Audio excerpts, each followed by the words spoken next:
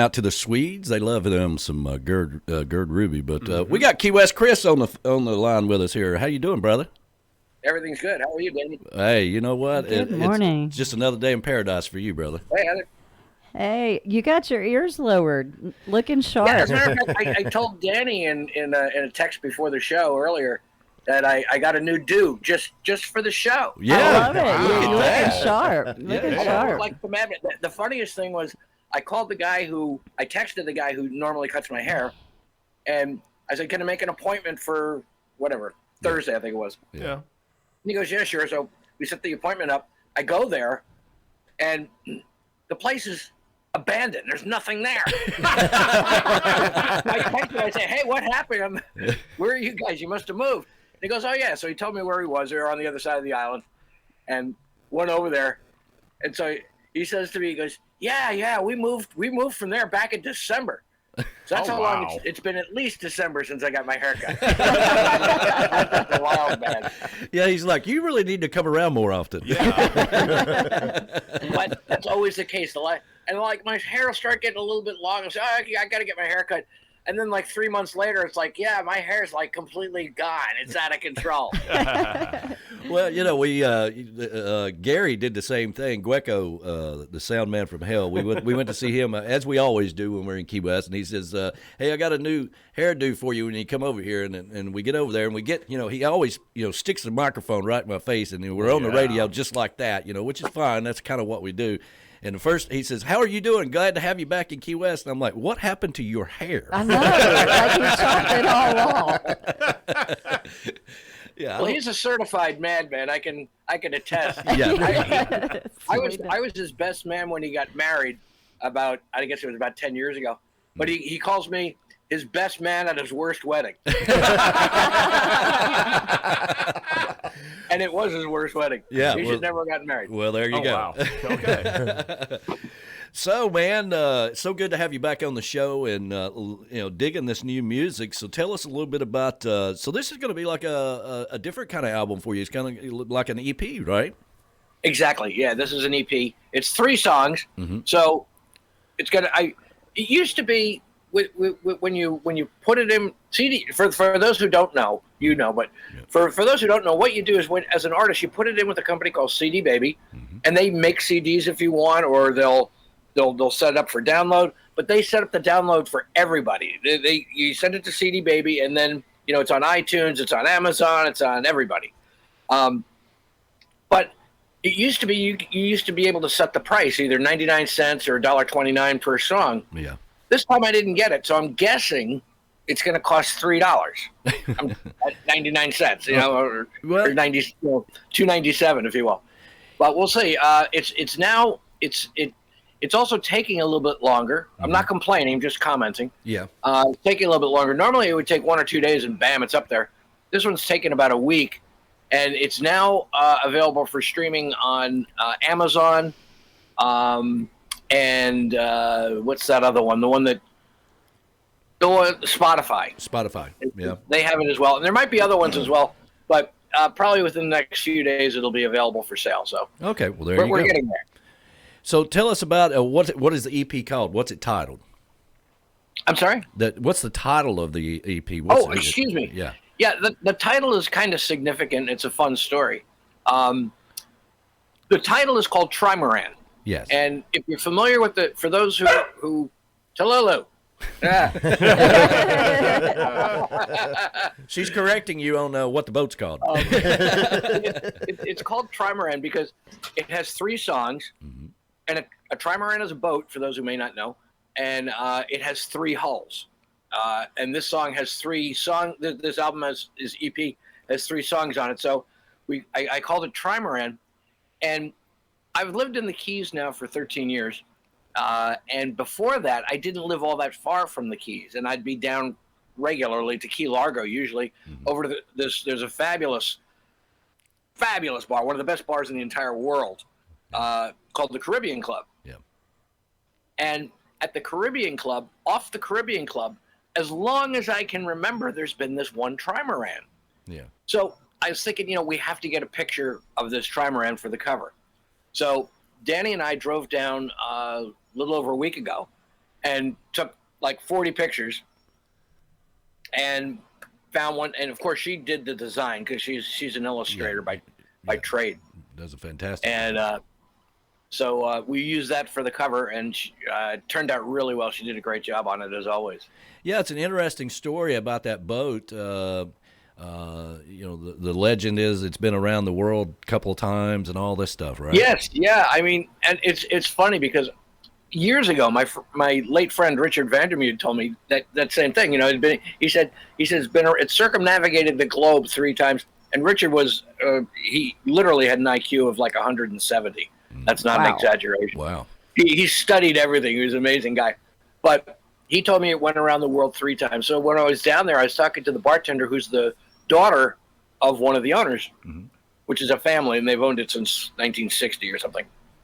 But I said, yeah, I heard it went around the globe 3 times. And she goes, maybe. Yeah. Who knows? Yeah, she wasn't familiar with it, but you did a great job. You always do a great job whenever you release music, kind of, sending out the information. If people will take the time to read all of that, it's kind of like a little short book, about a particular song, which I always like. I think it's important for people in radio to get the backstory or, other just things about particular songs, maybe a story on the song or maybe how it was recorded, because that gives you guys something you can talk about, in introducing the song or talking about the song or just whatever. Right. But if you have the more information you have, the better. Yeah. That's how I feel. And you did a great job with those. And so that boat is the actual boat that, like you say, that's been anchored out behind the Caribbean Club for God knows how long. Yeah. And it's funny, all these years, I mean, we're probably talking at least 20 years. All these years, it's far enough away where you can't see the name of it. And this time I brought both my iPhone and a regular camera, and I was able to zoom in to the point where we could see the name of it, and it's called Mortel. Mortel, okay. Mortel. Nice. 3 tails. So we got 3 songs on the EP, which let's see, we got Sunset Sail, we've got Kiowaso Rain, and then King Tide, which I want to play King Tide for everybody because this is a funky song that's got a good beat to it. And then we'll come back and talk a little bit about King Tide, the myth behind what a King Tide actually is and why it's called that way. All right? Yeah, sure. All right, so let's play that right quick. This is brand new off of Key West Chris's new album, and this one is called King Tide. And let me mute Joe here right quick. There we go. And let's see here. All right, King Tide, let's play it. Here we go. Yeah, baby. King Tide. That is awesome. Man, that sounds good. I love that. Thank you. Great job, Chris. Yeah. Thank you. Nice.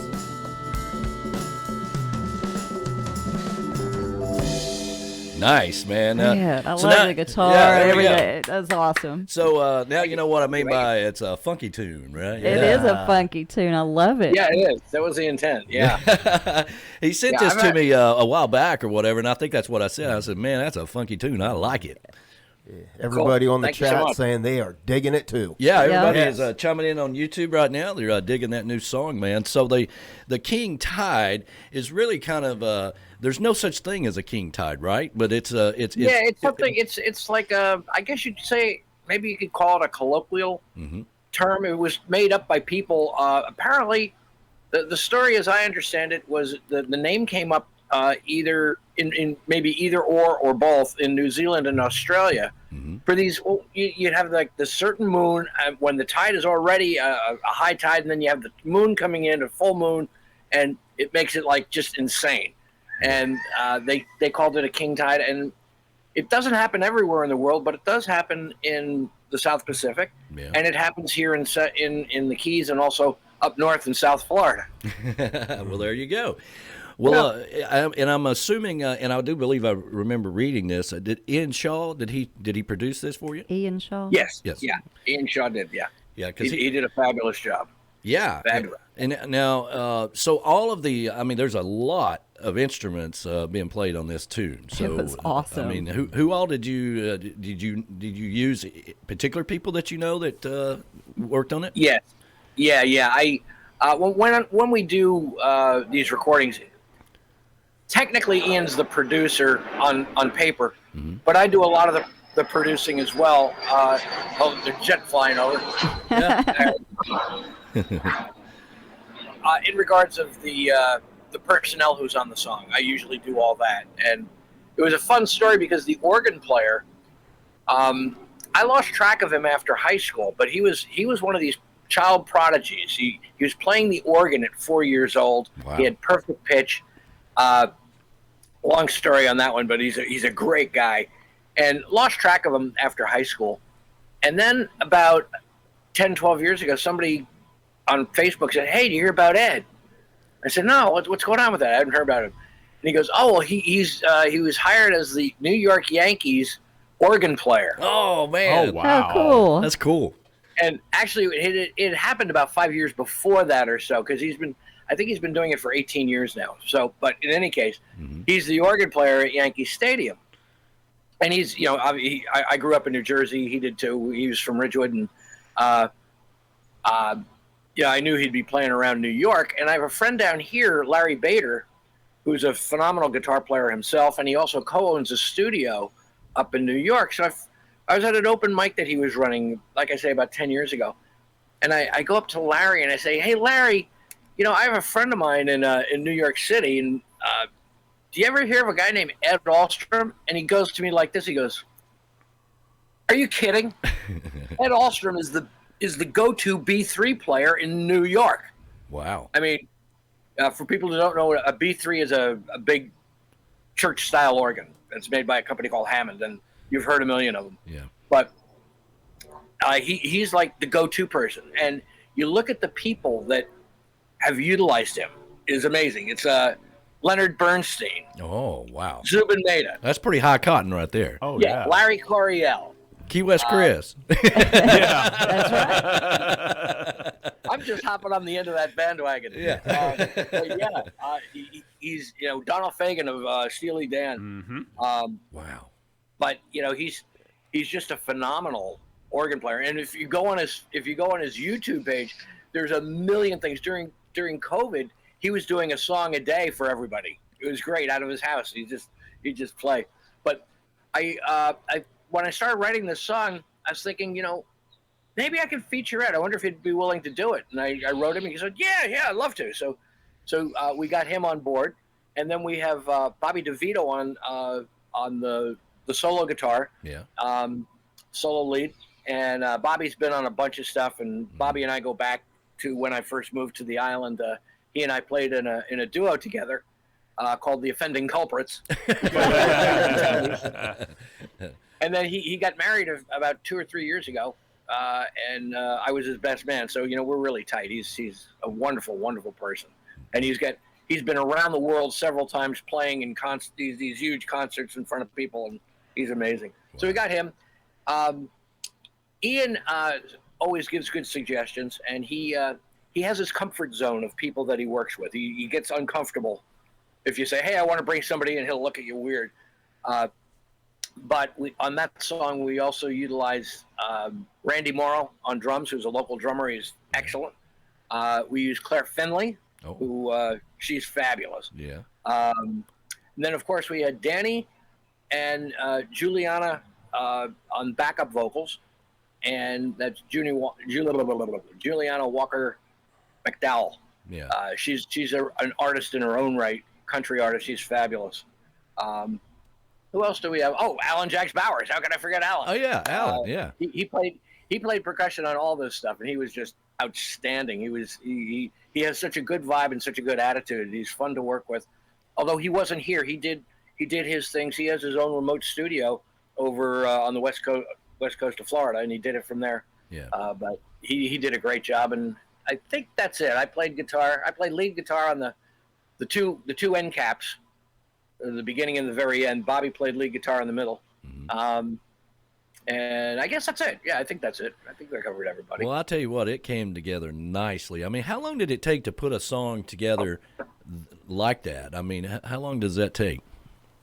Well, it depends on what you mean by together. The arrangement I came up with. Mm-hmm. And typically, you will, if I remember correctly from our conversations, whenever you write, you usually write the music first, and then then put the words in later. Yeah, my view is that if you're going to write a good song, you need a good foundation. Mm-hmm. You need something that's as solid as a brick, and that's what I'll do. And then it happens two different ways. Maybe I'll have an idea in mind as to what I'm going to be writing about, which it wasn't the case in this one. But often it's also I'll just be playing my guitar in the living room, and all of a sudden I hit a wrong note. It sounds really cool, and I start playing with it. Then I start playing with it again. Then all of a sudden things are coming together, and all of a sudden a lyric just flies into my head out of nowhere. Yeah, which I've always thought that was unique about you, that because a lot of people do it right the opposite. They write the song and then they try to put the music to it. Yeah, well, I'm in good company because other people that do it the same way that I do would be Lennon and McCartney, mm-hmm. Jagger, Richards, Garcia, Hunter. So it works my way. I can't see. So somebody one time handed me lyrics and they said, "Write a song with this." I handed it back to him. I said, "I can't do that. I can't do that. It doesn't work." Well, it's a lot of people don't know that. I find it interesting that that's how you write. But it really came together really well, and I love that organ. I mean, whenever you can get an organ in a song like that, and it's funky, it's rocking, right? Awesome. It keeps you going, man. Yeah, and it's the organ Ed has. If you ever watch any of his, if you have the opportunity to watch any of his videos that he's done from home, and if you go on his YouTube page, there's hundreds. Yeah. It's amazing. But the organ is in his house. It's a real B3. In today's technology, you can mimic a B3 on a good quality keyboard, but Ed's using the real deal. Well, buddy, we're going to have to let you fly because we got Joe Downing coming up here in about 3 minutes or so. But tell everybody again, do you have music on your website that they can buy it directly from you, or is it just off of CD Baby? Just off of the suppliers. Yeah. Actually, you can get it. You can get it on the shantyhounds.com. Okay. There you can get it. But yeah, so and this album is not available there yet, but it will be once it gets released as an album. Like I say, right now, some people are streaming it. It'll be 2 or 3 days before it's actually out there. Gotcha. Okay.